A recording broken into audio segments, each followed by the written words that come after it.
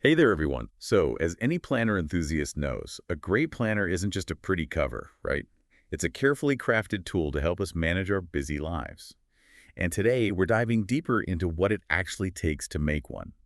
We've got excerpts from crafting high-quality custom paper planners and some inside info from Lion Paper, a company known for their awesome planners. Yeah, it's really interesting how much they emphasize understanding the user. It's not just about how it looks, although that matters. Of course, it's really about making a planner that actually works for how you plan. I agree. They talk about how designers consider everything, whether you're a daily or weekly planner, features like goal trackers, even those motivational quotes. It's like they're trying to predict how we use it before we even open it. Exactly. And there's a whole psychology behind it. Studies show that a visually appealing planner can actually make people use it more. It makes sense. Think about it, if your planner's nice to look at and it matches your style, you're more likely to, stick with it.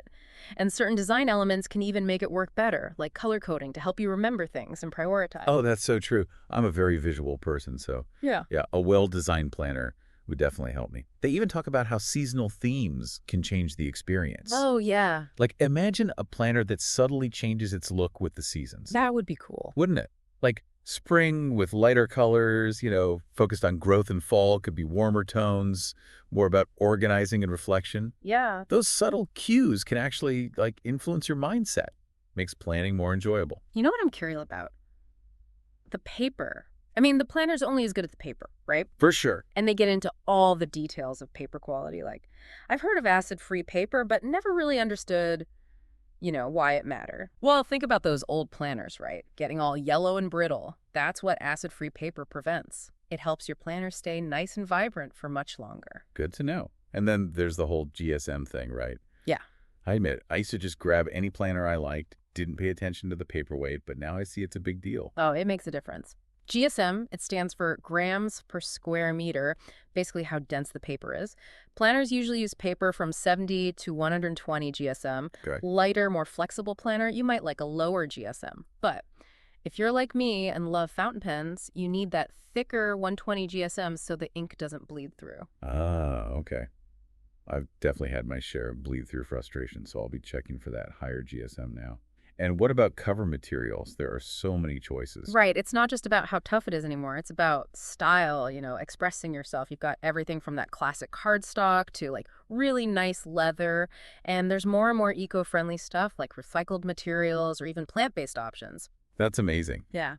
Okay, so we talked design and materials, but what about the printing process itself? hmm It's easy to forget, but getting those clean lines and colors onto the paper must be complex. Yeah, it's more than just putting ink on paper, that's for sure.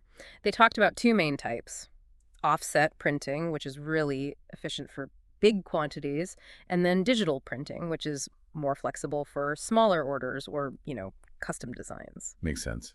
And I imagine color accuracy is super important, especially for planners with those detailed designs or if you use color coding. Definitely. Good manufacturers are really picky about that.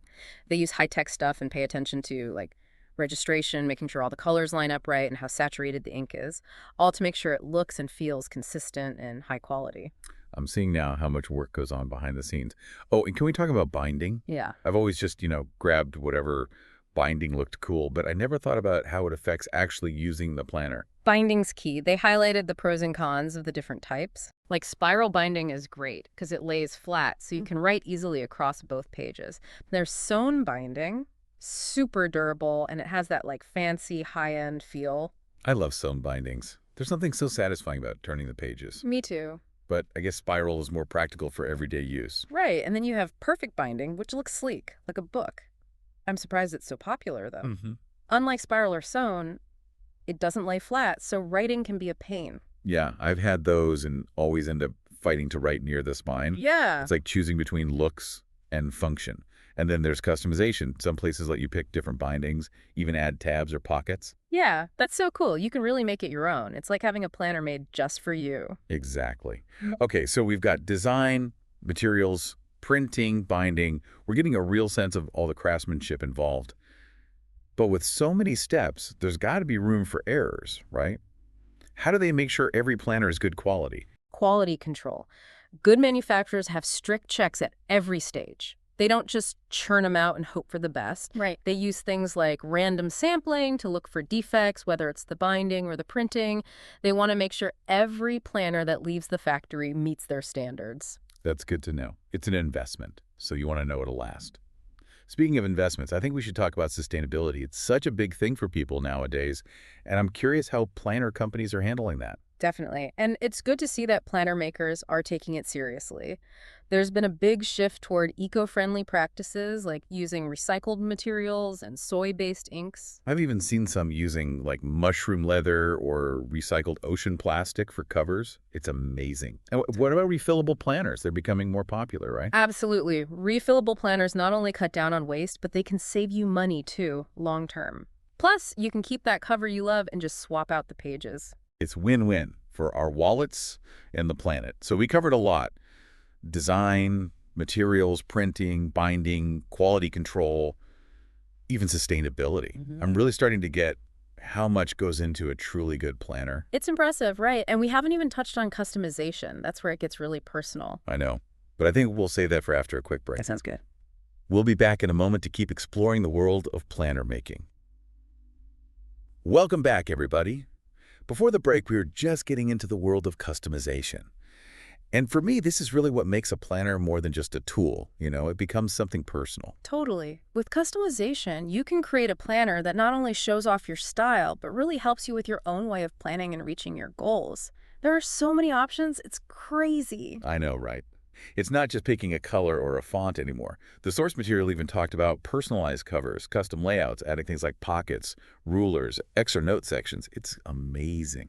I love that. It's all about a planner that works with you, not against you. I'm a huge fan of having a whole section just for project planning. Helps me keep track of all the deadlines and moving parts for my different projects. What about you? Are there any features you're really into? Oh, for sure. I am all about habit trackers. Seeing my progress visually really helps me stay on track and motivated. And you know me, gotta have some stickers in there. Love using those to mark important dates or just make it look fun. But before we get too lost in stickers, I want to hear more about those fully bespoke planners. Sounds super fancy, but is it actually practical? Well, it depends, right? On your needs and budget, it's definitely an investment, but for some people, having a planner that's completely made for them, their workflow and how they live, it's worth it. You actually work with a designer, and create a planner that has every single feature and element you want, from the layout and paper to the binding and cover material. I can see the appeal for sure, especially for people who have very specific needs, or if you just want something truly unique, like having your own personal planner assistant. And speaking of companies that are pushing the boundaries, the source mentioned Lion Paper. They seem to be doing some really cool things with planners. Oh, they are. Lion Paper, they started back in 2015, and they're known for really high quality stuff and being innovative. They focus on stationery and lifestyle products, but especially those awesome planners. What's really impressive is how they combine that cutting-edge tech with traditional craftsmanship. Yes. They have two super high-tech manufacturing facilities, one in China and another in Cambodia. Wow, that's interesting. And that dual location thing gives them so much flexibility and control over how they make their products. Makes sense. It means faster turnaround times, a more reliable supply chain, and it means they can work with all kinds of customers, from individuals who just want that one special planner to companies needing tons of custom stationery. And they're big on transparency and ethical practices, which I love. Their CEO, Leo Shia, talks a lot about their commitment to sustainability, using those eco-friendly materials and supporting fair labor practices. Their tagline, "You design, we deliver," says it all, really. It really does. They're not just making planners, they're like a partner in helping people, individuals or businesses, bring their planner dreams to life. And their focus on quality materials and, having those rigorous checks at every stage means each planner is top-notch. It's cool to see a company that cares about quality and sustainability. It shows you don't have to sacrifice one for the other. But, we've talked a lot about the physical stuff, the craft, the materials, the look. But I think there's also this emotional connection we have with our planners, right? That's interesting. Tell me more. What do you mean by emotional connection? Well, our planners hold everything. Our hopes, our dreams, our to-do lists, appointments, even memories. Oh, I See, become this, reflection of our lives, Yeah. our ambitions, what we want to achieve. Right. They see it all. The good stuff. The not so good stuff, the ups and downs, the big milestones, and those little everyday moments, they become a part of our journey, holding all these experiences. Exactly. And I think that's something to really appreciate. It's not just the planner itself, but the stories inside, the memories it brings back, how it helps us navigate life. It's like a physical reminder of how we grow and change over time. I never thought of it that way, but it's true. We put so much of ourselves into our planners, whether we realize it or not. I'm glad you said that because it's been on my mind lately. I think it's important to choose a planner that not only works practically, but also speaks to, like, your soul. Mm. It should be something that inspires you, helps you learn about yourself, and shows off who you are. I couldn't agree more. A planner shouldn't just be a thing you use. It should be something that brings you joy, a way to express yourself, a companion in like becoming a better you. I love that. So as we go into the final part of our deep dive, I want you all to think about that connection you have with your planner, or the one you want to find. What values, goals, dreams do you want it to reflect? What's the story you want to tell with it? We'll be back in a bit to talk about some final tips for finding the perfect planner for you. Welcome back. We've explored so much about what goes into a great planner, the design, the materials, the whole process. And now it's time for the exciting part, figuring out how to choose the perfect planner for you. Yeah, it's like putting all this knowledge to work, right? Exactly. And I think the first step is honestly looking inward. Before you even start browsing, think about how you plan, what your goals are, and your lifestyle in general. It's like taking inventory of your current planning situation. Yeah. Are you a daily or weekly planner person? Do you like things minimal, or do you want all the bells and whistles, those extra sections and prompts? Do you need space for setting goals, tracking habits, or managing projects? Great questions. And think about your lifestyle, too. Are you always on the go, or do you plan mostly at your desk? Do you need something small and portable, or do you have room for something bigger? Once you have a handle on that, then you can really start focusing on the features that'll actually make a difference for you. I love that. It's about being, intentional, not just getting distracted by what looks cool or trendy. Speaking of trends, I think it's important to choose a planner from a company that shares your values, right? Absolutely. We talked about sustainability, and it's so great to see so many companies going green, using recycled materials, eco-friendly inks, and being ethical in how they make things. It's like you're supporting those good practices with your purchase.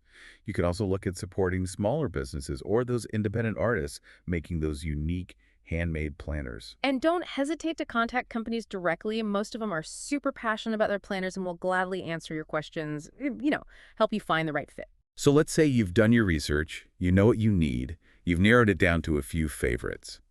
Now comes the fun part, choosing the one that not only works great, but also makes you happy every time you use it. This is where your personality comes in. Think about the design. Do you like bright colors or something more subtle? Simple patterns, or maybe those intricate illustrations? Right. It's an extension of your style. Choose something you'll actually smile at. It's like picking an outfit for your planner. Exactly. And don't forget the practical stuff, too. Right. Think about the size, the weight. Will it fit in your bag? Is the paper good quality? And how about the binding? This is where knowing about GSM and binding types really helps. Right. You can make a smart choice based on what you need and what you like. Exactly. Yeah. And once you have that perfect planner, the adventure's just beginning. Oh, yeah, it's just getting started. Now you get to personalize it. I love that part. Stickers, washi tape, all those fun pens. Let your creativity run wild. Use your planner to track your progress, celebrate those wins, and reflect on your journey. Write down your goals, your dreams, those little moments that make life special. Yeah. Your planner can be like this treasure chest of memories, something that motivates you. It's a real, like a physical representation of your journey, how you've grown and changed over time. And as we wrap up our deep dive, I want to leave you with this thought. Your perfect planner is out there. It's the one that speaks to you, helps you reach your goals, and makes planning something you actually enjoy. And it's not just about finding that planner, it's about what you learn about yourself along the way. So go out there, fellow planner enthusiasts, Yeah. and create a planning experience that's truly yours. Happy planning, everyone. Happy planning.